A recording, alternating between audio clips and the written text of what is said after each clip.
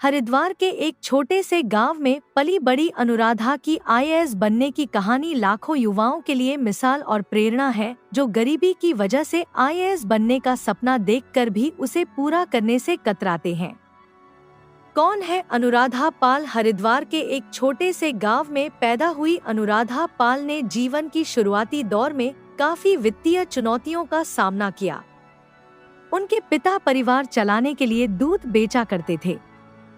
अनुराधा ने अपनी मेहनत और लगन के बल पर हरिद्वार स्थित जवाहर नवोदय विद्यालय से स्कूल की पढ़ाई पूरी की।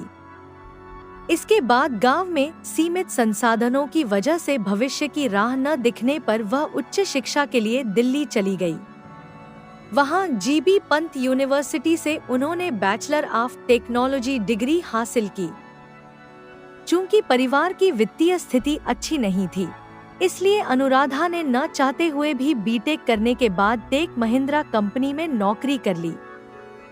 टीचर बन शुरू की आईएएस की तैयारी। टेक महिंद्रा में कुछ समय नौकरी करने के बाद अनुराधा को यह एहसास हुआ कि वह इस नौकरी को करने के लिए नहीं बनी है, बल्कि इससे बहुत बड़ा कर सकती है। इसी के बाद उन्होंने नौकरी छोड़कर यूपीएससी की तैयारी शुरू कर दी। घर की माली हालत अच्छी न होने की वजह से टेक महिंद्रा छोड़ने के बाद अनुराधा ने रुड़की के एक कॉलेज में लेक्चरर की नौकरी शुरू की। दिन में लेक्चर लेने के दौरान खाली समय में और शाम को वह सिविल सर्विस एग्जाम की तैयारी करती थी।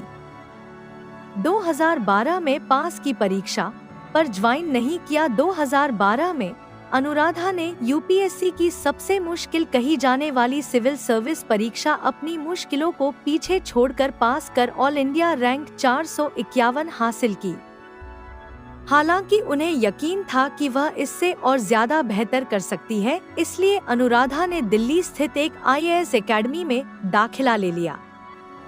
अपनी पढ़ाई और काम के बीच में तालमेल बैठाने के लिए उन्होंने अपने लिए छोटे छोटे गोल सेट किए और उन्हें हासिल करना शुरू किया। एनसीईआरटी की किताबें बनी मुख्य जरिया। अनुराधा ने सिविल सर्विस परीक्षा की तैयारी के दौरान सबसे ज्यादा एनसीईआरटी की किताबें का प्रयोग किया।